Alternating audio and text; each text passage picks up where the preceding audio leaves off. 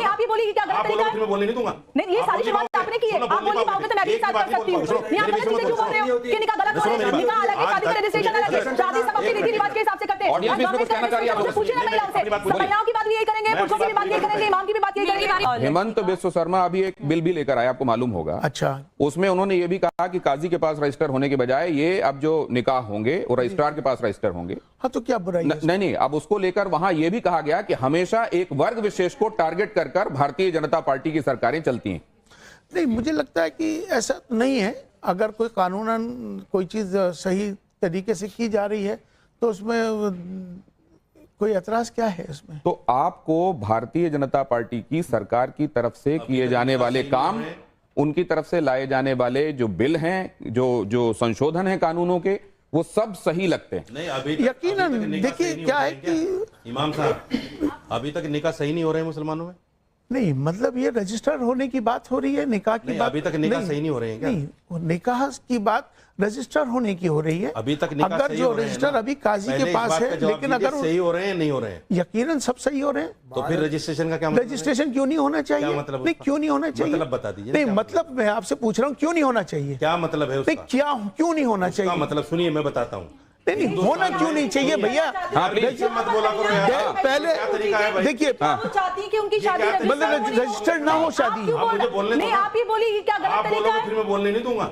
नहीं, ये सारी शुरुआत आपने की है। आप बोल नहीं पाओगे तो मैं भी साथ कर सकती हूँ। नहीं, आप गलत चीजें क्यों बोल रहे हो कि निकाह गलत हो रहा है? निकाह अलग है, शादी का रजिस्ट्रेशन अलग है। शादी सब अपने रीति रिवाज के हिसाब से करते हैं। ऑडियंस भी इसमें कुछ कहना चाह रही है आप लोगों से? पूछिए ना महिलाओं से, महिलाओं की बात भी यही करेंगे, पुरुषों की भी बात यही करेंगे, इमाम की भी बात यही करेंगे। मेरी बारी भी आने दीजिए प्लीज। मैं भी हूँ यहाँ पर, मैं बहुत देर से आप लोगों को सुन रही हूँ। मेरा सवाल ये है कि एक बार तो पहले जो क्वेश्चन हो रहा है उसका मुतमईन तरीके से आंसर मिल जाए। हम लोग भी यहाँ पर बैठे हैं, रजिस्ट्रेशन किस लिए जरूरी है? रजिस्ट्रेशन तो ऑटोमेटिकली होता ही है ना, जब सिग्नेचर करते हैं और लड़की से पहले पूछा जाता है, वहां पर पूरा सिग्नेचर होता है, तो इसमें रजिस्ट्रेशन की बात ही कहाँ रह गई? वो तो ऑलरेडी हमारे उसमें रहा ना, जब हमें निकाहनामा मिलेगा। इसका जवाब मैं दूं? नुकसान क्या है मैं देता हूँ। एक सेकंड, अरे मुझे भी तो बोलने, आपके पास आता हूँ, बोलिए। देखिए, नहीं आऊंगा आपके पास, बोलिए। देखिए, जो आपका निकाह होता है, किसी का भी निकाह होता है, तो उसका रजिस्ट्रेशन सरकार के पास नहीं होता है, वो काजी जी के पास होता है। तो सरकार के पास शादी का रजिस्ट्रेशन कराना जरूरी होता है। कल आप, ये आपके अधिकारों की बात है, कल आपका पति कहे कि शादी नहीं हुई, कल आपके बच्चों को अधिकार ना मिले, तीसरी शादी कर ले, ये महिलाओं के अधिकारों से। और सबसे अहम बात, जो कम उम्र में बच्चों की शादी होती है उनको प्रोटेक्ट करने के लिए कदम उठाया जा रहा है। कम से कम आप महिलाओं के लिए समाज को किसी भी नहीं आ रहा हूं सर, ऐसे मत कीजिए।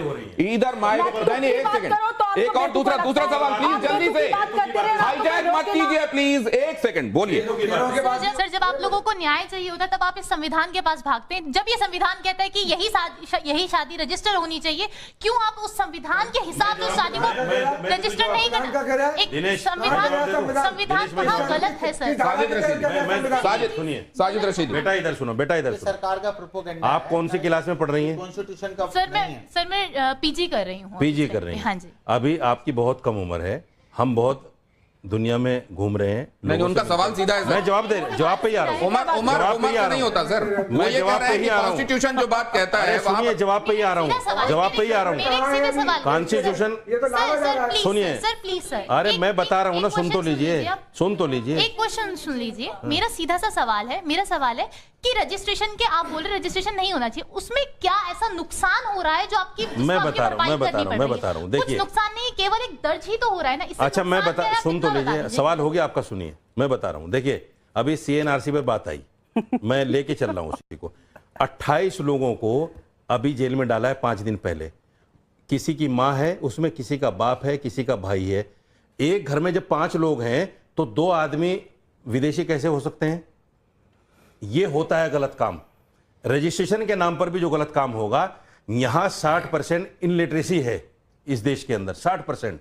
समझ रहे हैं आप उस बात को? जो इनलिटरेट लोग हैं, जिनको ये पता नहीं रजिस्ट्रेशन कहां होगा, कैसे होगा, मतलब साजिद रशीदी साहब गलत कह रहे हैं, बहकाया जाएगा, गलत इस्तेमाल होगा उनका।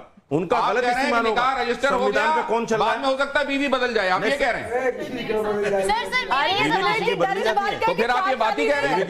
5 लोगों का परिवार है, उसमें 2 विदेशी कैसे निकल आए? आपने ये बात कही ना अभी। ये हेमंत विश्व शर्मा मैं से ये कह पूछो। रहा हूं कि अगर ये हेमंत कहीं विश्व पर- शर्मा से नहीं, पूछो। आप अपवादों को ये हेमंत नियम विश्व शर्मा बनाएंगे। से पूछो जिसने 28 लोगों को जेल में आप डाला। अपवादों को नियम आप बनाएंगे। पूछो उनसे। नहीं, आप अपवादों को पूछो नियम उनसे। बनाएंगे। आप अपवादों को आप नियम सवाल कर बनाएंगे क्या? सकेंगे हेमंत विश्व शर्मा आप से? जरा- नहीं कर पाएंगे। आप जरा ये मैं ये भी नहीं समझ कर लूं। पाएंगे आप। अब इलेक्शन की बातें भी हो रही हैं, 1 नेशन 1 कौन सा इलेक्शन की फॉर्मेट, बात कौन भी सा हो रही है। ख्वाजा आसिफ हैं पाकिस्तान के मंत्री, वो कह रहे हैं कि नेशनल कॉन्फ्रेंस और कांग्रेस का जो एजेंडा है 370 को लेकर, वही बात तो हम भी कहते हैं।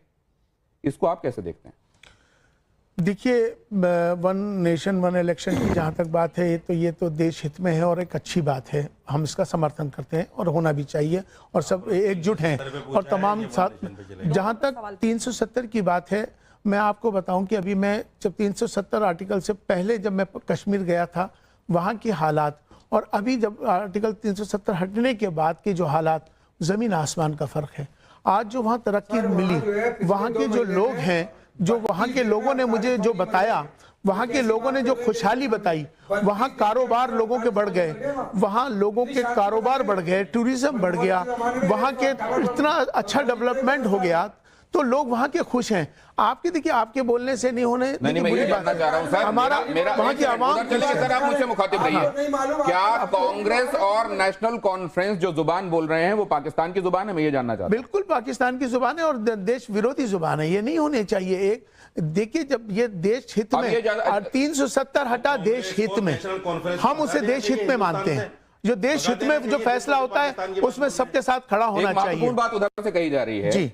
रशीदी साहब कह रहे हैं कि अगर ये पाकिस्तान परस्ती की बातें हैं तो इनको भगा फिर दें यहाँ इनका से। रजिस्ट्रेशन कैंसिल हिंदुस्तान होना में चाहिए अगर ये पार्टी इतनी देश विरोधी है, तो वो कह रहे हैं। तो हिंदुस्तान में क्यों रखते हैं? यकीनन भगा दो। यकीनन मोदी कोई जी भी से हो, कहो, चाहे कोई कांग्रेस को पार्टी खत्म हो, कर दें। पार्टी हो या कोई भी व्यक्ति हो, अगर देश के खिलाफ कोई भी काम करेगा, वो देश विरोधी होगा, देश के खिलाफ उसको। उमर साहब, ये अब बताइए, एक बात और कही जा रही है।